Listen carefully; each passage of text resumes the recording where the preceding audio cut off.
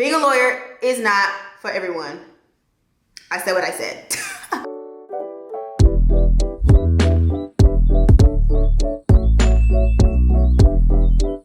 Hey y'all, it's Kim with the K. Coming to you guys with a new video. So I'm really excited about today's video because we are bringing back the Legal Tea series. So if you've been on my channel for a little while, then you know, one, I'm a lawyer, and I also documented majority of my law school experience through a series I called The Legal Tea, and I haven't done any updated videos on it, but we are back and I'm super excited. So definitely leave me some comments down below to let me know what videos you guys want to see that involves like the law school journey. So the purpose of the Legal Tea is to help students that are interested in law. So I give tips to high school students, undergraduate students, as well as current law students. I want to help you not only get into law school, but succeed in law school and also excel after law school in whatever career you may go in. So just a little background about me. Hello, my name is Kameron with a K. I went to undergrad school at Kennesaw State University. I was a political science major and a criminology minor. I had no idea the process about law school. I actually grew up in the performing arts, so I thought your girl was going to be on Broadway,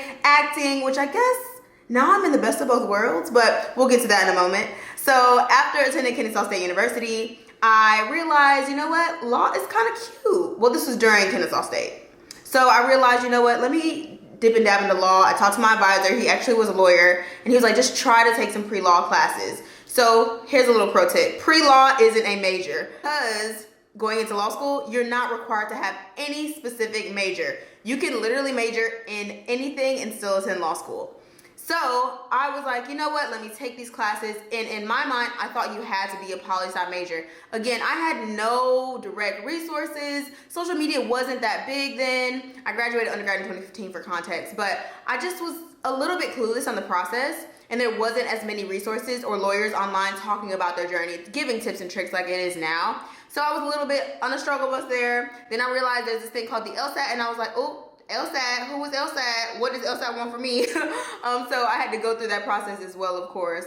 But after I joined the mock trial team, that's when I really knew, okay, law is for me. It felt like I was on the stage when I was acting. It gave me that same adrenaline rush, that same love for performing arts that I got when I was on stage, when I got in the courtroom. So I said, you know what?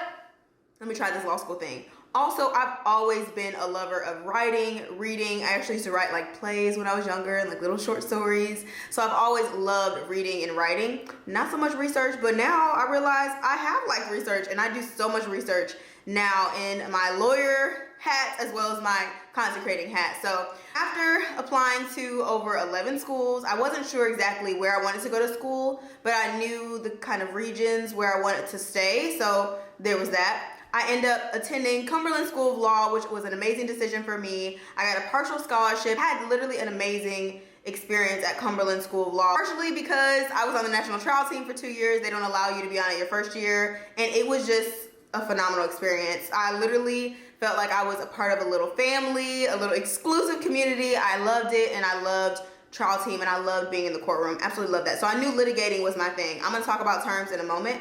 And I don't mind doing a separate video on like the real difference between litigating and transactional lawyers and things of that. So again, comment below if you guys have any questions, comments, and concerns. I'd be so glad to help you guys out and do a video on it. Also, little tidbit in here, I will link in the cards my playlist to the Legal Tea series so you guys can watch some of my older videos I've done on a variety of different topics, from financial aid to how to even get into law school, to more of my journey and all of that thing. So I'll definitely leave that down in the description box below so you guys can check that out. So, Cumberland, graduated in May 2019. I studied for the Alabama bar, took the bar July 2019. By the grace of God, I passed the bar exam, and we found out our results in September 2019. I was sworn in October 2019, and I actually started my associate position at a law firm in Birmingham. I was on the plaintiff side. I focused on employment litigation, civil rights cases, etc., in that kind of niche area. I absolutely loved it. I actually was a law clerk for that same firm for 1.5 years prior to me practicing for a year. Fast forwarding 1 year later of me practicing law, I decided to quit my job to become a full-time content creator, as well as now I'm able to help influencers with their contracts. And the reason why I didn't take on that type of area into my law firm, which is a pro tip, if you are working at a law firm and there's an area that interests you, reach out to your partner or whoever is you're a boss figure or someone in the firm where you can tell them, hey, I have this specialty area. I would love to be the go-to attorney in this. I would love to specialize in this area. And a lot of times they are more than open to allowing you to add a practice area in their firm. The only downside to that is that, of course, they're going to try to get a percentage. I mean, it just makes sense. You're working under a firm, so you're working for them, therefore they should get part of that. So I decided to leave, figure out exactly what I wanted to do, but I knew I wanted to bridge the gap between my creative love and my law love, and this is where I'm at right now, really focusing now on full-time content creating, which I absolutely love, sharing my tips and tricks on being a lawyer as well as being a content creator in the social media space. I've been on YouTube since 2014 when it wasn't paid. It was just like this fun thing. And then I realized a few years in, like, oh wait, people are making money. How do I do that? How do I work with brands and all that? So that's what I'm doing now. I don't have a law firm. I'm on the fence of whether I want to start my own law firm, but I'm more than willing to help influencers with their contracts. I also offer contract templates on the Creatives Law Library. I will leave links down below, and I just want to share the knowledge that I have of the law with my creatives, with my fellow creative friends, and that's pretty much what I'm doing right now. So enough about me. Let's talk about how I can help you. So I hear you, Kameron, that's all fine and dandy, that's cute, congratulations on your story, but how the heck do I become a lawyer? Like, I don't get it. Like, what do I do? So first things first, I'm gonna just go over like the basics, and then I'm gonna break down into some tips for high school students, college students, as well as law students. So let's jump into it. All right, so starting with the basics, you need to have a bachelor's degree from an accredited school. So it does not have to be like a top 10 school, a top 20 school, whatever the case may be. But of course you wanna shoot for the stars. So that is a tip for high school students. You wanna try to get the best grades that you can so you can get into a really great college. But if you can't, it's perfectly fine. If you're in college right now, you're like, girl, I didn't do all that. I'm in this college. Get the best grades you can now and utilize the resources that you have now. So once you get that bachelor's degree, again, it could be in any major, literally anything. You still have to take the LSAT. So the LSAT is the law school admissions test. This is what schools use to determine whether or not you're going to get into their school. It's one part of a big picture. So when I say that, I mean, you have the LSAT, you also have your GPA, you also have your personal statement, and then you have the rest of your application. So that could be different addendums, such as a diversity addendum. It could be a variety of other things, such as internships, where you've previously worked, maybe you were in the military before. All of those things add up to your package, so then you can send it out to schools and they'll be able to determine whether or not you're a good fit for their school. Of course, when schools are looking at your applications, they're looking at a variety of different things outside of those. They're also looking to have amazing alumni. They want to build an alumni network where people want to go to their school because they want to connect with these amazing, brilliant students such as yourselves. So that's just something to keep in mind. It's not only about the grades. Grades are really important. The LSAT is extremely important, but it's also about the entire package, who you are as a person, what you can provide to the school, and what later on as an alum will they be so proud to shout you out and that you're part of their school and their community. So keep that in mind. Don't get discouraged if you don't have the best grades. I had a 3.0 in college and still got a partial scholarship to a school, and I actually got a full ride to another school. So it's possible to not have the best grades and still get great opportunities. I am a product of that. I did not have an amazing LSAT score. I had a 150, I think. I need to look that up. But I know it wasn't high, okay? 150 is like real average. So that's what I had, and I'm perfectly fine. I had a job before I graduated law school, and I'm in a position now where I was able to even quit that job and now cultivate a job that I absolutely love and transition into this amazing place where I am now with my career. So, yeah. I hope that kind of answered the basics. Also, I want to throw this out there. There are some schools that have been accepting the GRE. Not every school, not every law school accepts the GRE in replacement of the LSAT. So you want to make sure whatever school you're aspiring to attend, that they do accept the GRE if that's the route you're going to go. If you guys want me to talk more about that, I'd be glad to do a video on it. But essentially, it's just a new kind of thing that law schools have been doing for the past couple years. There have been a few that kind of got it started. Maybe it may become bigger, as the years come, but right now there still are several, only a few schools that are allowing that. So you don't want to narrow yourself or limit yourself when you're applying, but if you know exactly what school you want to go to or what location you want to be in and they all accept GRE, go for it. Because the LSAT is just annoying. After you apply to law school, you'll do your acceptance thing and all of that thing. Then you graduate law school. Congratulations, 3 years of chaos. And then you have to take the bar exam. So when you graduate law school, you have a JD, and that's a Juris Doctorate. And that is a great thing to have. I want to put emphasis on that. You do not have to take the bar exam. You do not have to be a licensed barred attorney in order to reap the benefits of going to law school. Law school teaches you how to research, write, analyze, think, and really blossom into a lawyer. Thinking like a lawyer and analyzing like a lawyer and researching like a lawyer and writing like a lawyer is completely different than writing like a layperson, someone who is not in the legal field and legal profession, that is not trained to be a lawyer or an attorney. It's really, you don't realize it until you go through law school, and then you start talking to people that have never been through law school, and you're like, oh wait, no, that's incorrect, or oh goodness, like I really am thinking like a lawyer. It's a benefit and a curse, because sometimes you're like, I just want to think like a regular, decular, schmacular, like why can't we just be? But yeah, so that's really what law school teaches you, and it's something that is crucial when you're practicing law, but it's absolutely a excellent element when you're working in jobs that are like JD preferred. And I will talk about that. Actually, let me just go ahead and plug that now. Got my little notes, so I will be looking down. So some JD preferred jobs or non-traditional jobs could include marketing for a firm, researching for a firm, political work, consulting, public interest jobs that don't require you to practice law. Those things, so essentially having a JD, you're not allowed to practice law because you're not a barred licensed attorney in that state. And there's a very thin line, from what I've seen, it's a thin line between you're practicing law and you're not.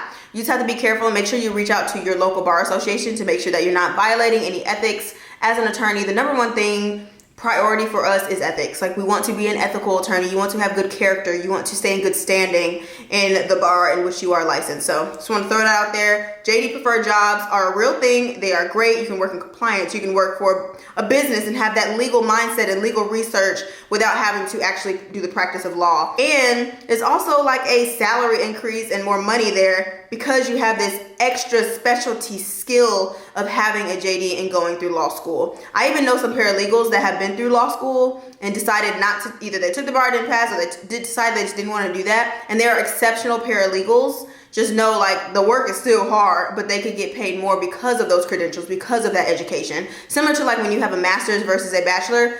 With a master's degree, you can request a higher salary and get paid more essentially because of your credential, of your education level.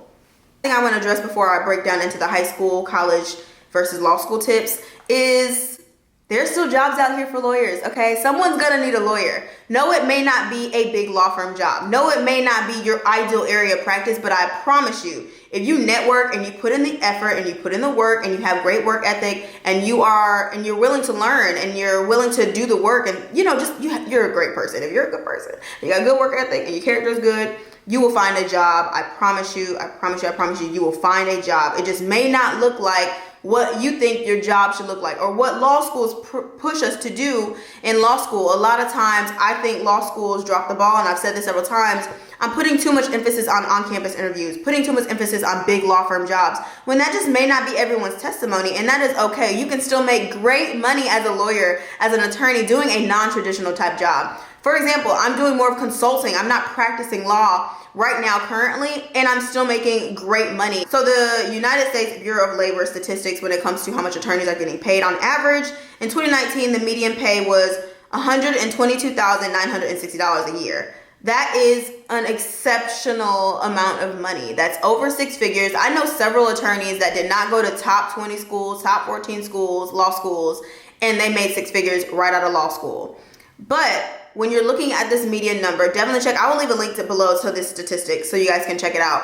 But keep in mind, this is the median. So there are hundreds of thousands of lawyers across the country, and this is the median, 122,000. So when you put it in that perspective, it goes to show for me that there is a group that is making a lot of money, but there are a majority of people that are making a lot less, which brings that number down to the 122,000. And that's no shade, because that's a lot of money. I was not making six figures as a plaintiff's associate attorney right out of law school. I was making a very good salary for my age, for the type of law that I was doing, for my location, because payment also varies. Your salary can vary depending on where you're located. New York attorneys are going to get paid more, but also the cost of living is up. So I wouldn't necessarily shade a job if I'm not making 6 figures out of law school. Like, everyone isn't doing that. Let me just squash that myth. Everyone's not making 6 figures out of law school. If I had to guess, the average would be between $60,000 and $80,000 a year, which is still very good, well above the average Americans pay. So I think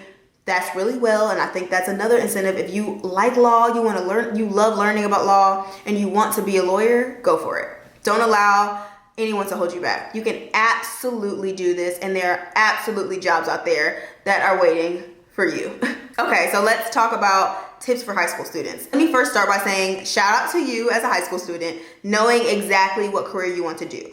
But also I want to add, be open to changing that. You never know, life takes you through a variety of different things. Like high school, I'm trying to think back, I'm not even that old, I'm 27 by the way, but good God, like I was not the same person I am today, and I did not know I wanted to go to law school in high school. I had no idea what I really wanted to do, and I also think there's this tough balance between having to figure it all out so early, because college, you're 17, 18. I was 17. I didn't know what I wanted. And, trying to go after that and make sure your life is in a good place to make that type of decision. It's tough. I think that's kind of crazy. Like, we have to make a decision on what career we're going into or what college major we're going into. And we're like 17, 18, 19. So if you're in high school and you don't know what you want to do, it is perfectly fine. If you think you want to be a lawyer and then you change your mind, that is perfectly fine. It is not for everyone. Being a lawyer is not for everyone. I said what I said. Here are some tips and tricks that I did want to share to high school students if you are for sure you're going the legal way. So first, you want to be exposed to the legal career, the environment. And what I mean by that is do some research. Use Google, talk to current law students, talk to current students in college that are studying for the LSAT, that are working towards being a lawyer. Talk to people that are interested in the same thing that you are. Also intern, join the debate team, join the mock trial team. All of those things can be super beneficial and super helpful when you're trying to make sure your life is on the right path to attend law school. I also will add, the earlier you know this, I think the better chance you have to get into a top tier law school. And I say that because you're already getting the exposure. You're already knowing the things that you need to check off, such as the LSAT. You already know the path and the steps that you need to take in order to get to law school, rather than waiting until like you're 2 years and you want to go to law school and then trying to get those steps in line. Also, I want to put a huge emphasis on stay out of trouble. And that's to everybody. Who at whatever stage you in, high school, college, law school, non-traditional student, stay out of trouble. You just want to stay out of trouble because the character and fitness requirement in law school, you don't want to have to share all your little business. It's embarrassing, okay? Because you have to share your character and fitness, and what your character and fitness is: criminal activity, misdemeanors, felonies, anything you've done, got arrested, you got to share all your tea, okay? You have to share all that information attending law school, and then you have to share it all again when you're applying for the bar. So in the bar, they want all your tea, okay? They want the whole tea kettle, okay? They want all of your information. And then you may have to sit in front of a character and fitness board to tell them, hi, my name is so-and-so. I'm a criminal, but I'm reformed. But seriously, this is a real thing. I know people that had to do that. So it's not impossible to get into law school if you have a criminal background. You just want to, this is to high school students. At this point, I hope you're good. You haven't done nothing yet.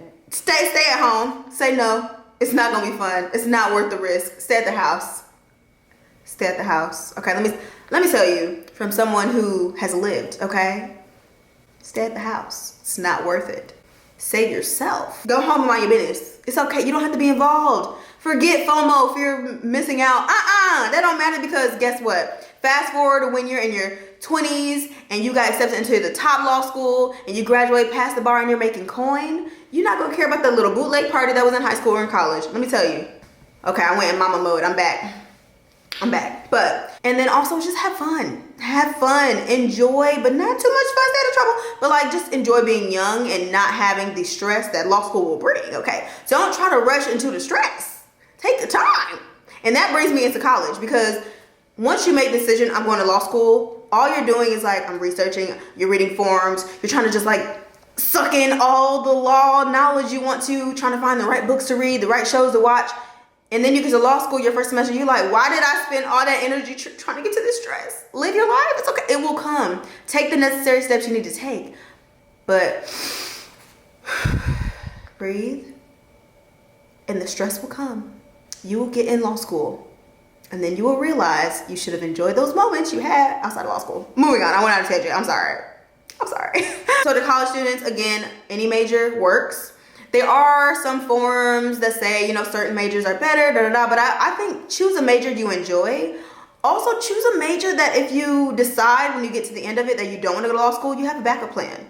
I think business majors are good because business is always a skill that is going to be helpful. But when you really think about the law, a lot of different things involve the law. So if you don't study, say you study like, I don't know, if you're an engineer, that's great for being a patent attorney.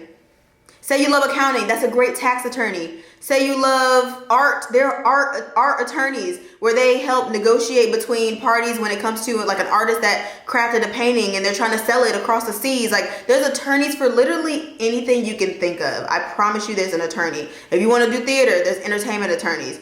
Content creating, there's now influencer attorneys. Hi, you know, so there's so many different areas in our life that involves an attorney. So don't be afraid to go for a major that you just enjoy, that you just like, but also balance that between joining the mock trial team if that's something you're into, debate team, getting involved in the pre-law club and pre-law society, getting involved with leadership positions so that you're gaining that communication, that public speaking, that persuasive, that writing, that researching skill. So there are skills you want to be able to take from previous jobs, previous organizations that you want to transfer into law school, discipline, time management, organization, and those things you can get from getting leadership positions. But also enjoy your time, again, just like I told high school students, enjoy your time being a college student. So once you're a freshman in college, you can kind of already map out your LSAT plan and your application plan. I think junior year, so your third year in college, or if you graduate early, do you? But junior year in college, I think is a great time for you to take the LSAT, as well as begin to think of the schools that you want to apply for.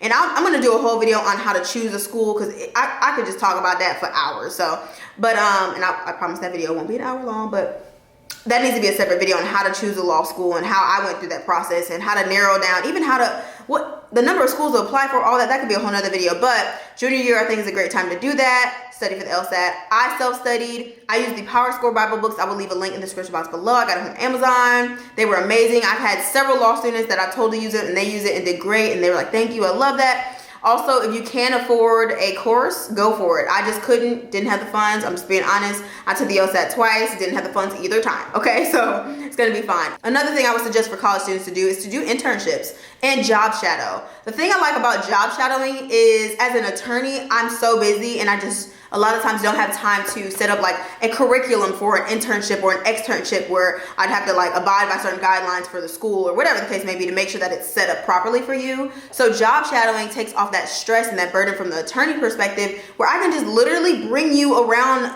in my day to day. I think that is a great way for you to see the behind the scenes of attorney life and get involved and build a network. Networking is, I know I'm like a broken record, but networking is a major key in any career, honestly, but especially in the legal career. Know somebody that knows somebody, refer a client.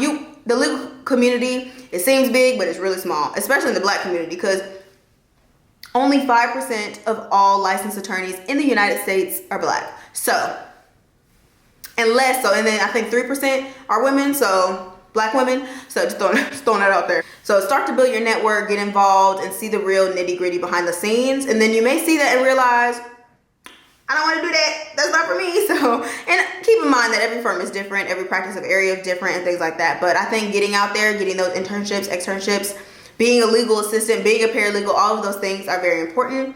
But I will add this because I get this question a lot, is should you go through the paralegal certification before you go to law school? You don't have to. If you want to, cool, great. But I think it would be, I wouldn't say a waste of money, but if you want to save your money before going to law school, it's just not necessary. You do not have to get your paralegal certification before going to law school because law school trains you to be a lawyer, not a paralegal. It's very similar, but it's two different things. Two different things, okay? Even though law school technically doesn't teach you how to practice, they teach you how to find the answer, but that's another video. Another thing I would definitely recommend for college students is to tour different law schools. Get a feel for the campus, for the environment, for the people. You want to see, what does it actually look like? A lot of times we go on the websites, everybody's cheesing and happy and like, yeah, it's great. Go to a law school during exam season.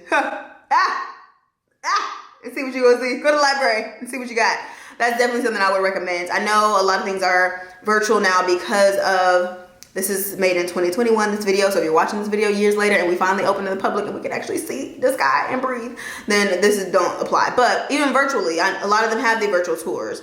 Talk to the admissions office and see if you can be connected with a law student that you would just love to sit down and chat with them. A lot of schools have ambassadors and also backup ambassadors, so other students, they refer to different students. Maybe they're from the same university or from the same like city or something like that, so they love to connect students. And I think that's a great way to get a blunt, honest, upfront, kind of real deal, what's up with the school conversation. So definitely do that. That is, I feel like, a little pro tip, little pro tip. And then law students. So how could I not talk to law students if I'm talking about how to be a lawyer?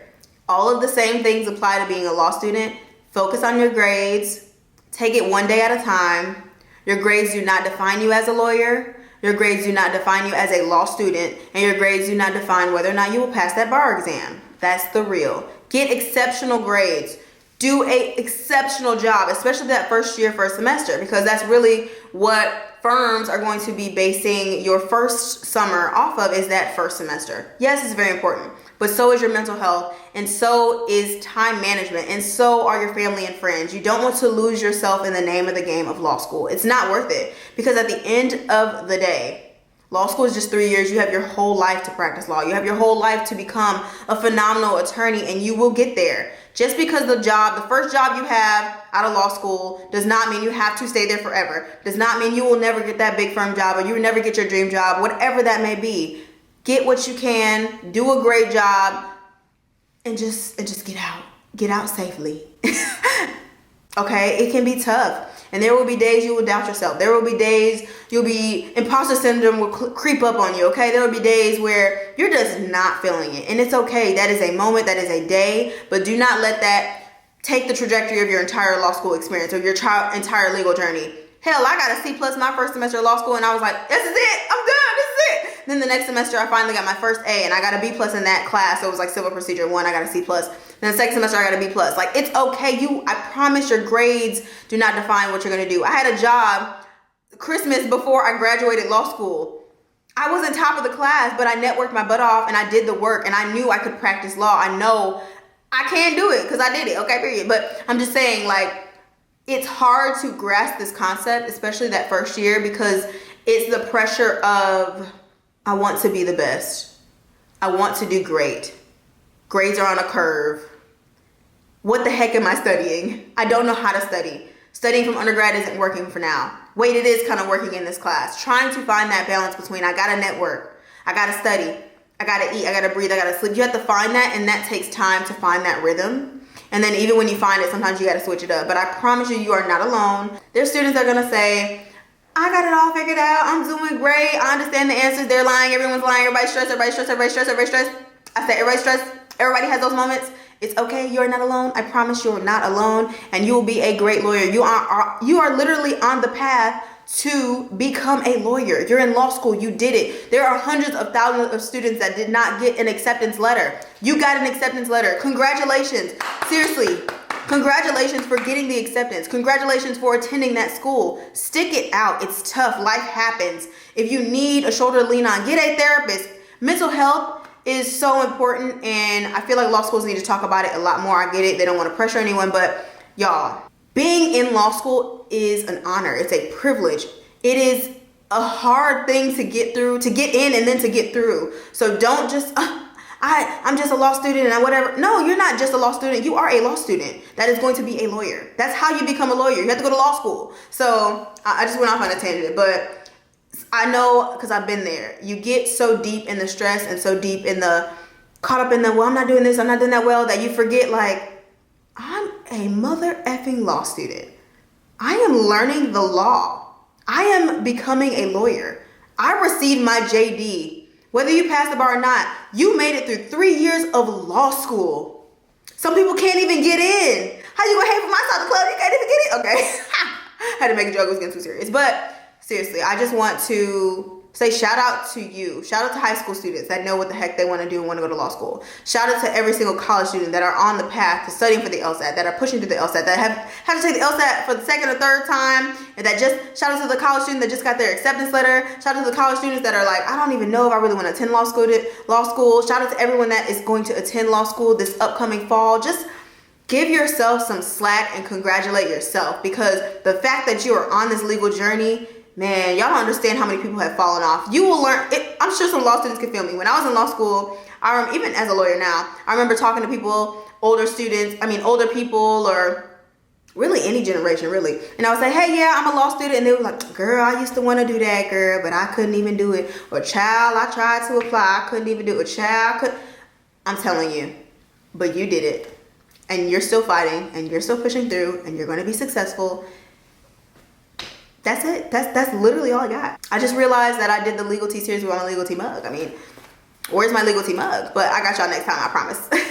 So yeah, guys, that is pretty much it. I hope this video was helpful. Definitely check in the description box below. I will leave some resources and information down there, as well as the Legal Tea playlist. Don't forget to share this video with your family and friends and your colleagues, anyone that this video may be helpful. Also, do not forget to comment below some other Legal Tea series videos you guys would like to see, any questions, comments, concerns you have as a aspiring law student, current law student, or even as a lawyer. I would love to chit chat with you guys in the comments and also create videos for you all. I love you guys so much. I really appreciate you, and I hope that you got something from this video. So if you got something from this video, comment below what was the gem or what was the motivation. What did you get from this video? I would really love to know, because the whole purpose of my platforms is really just to help with whatever experience I can and however I can. I do research for videos, and I just want to help. So I hope this video was valuable to you. Don't forget to subscribe if you haven't already, and I'll see you guys in my next video. Love you guys. Later.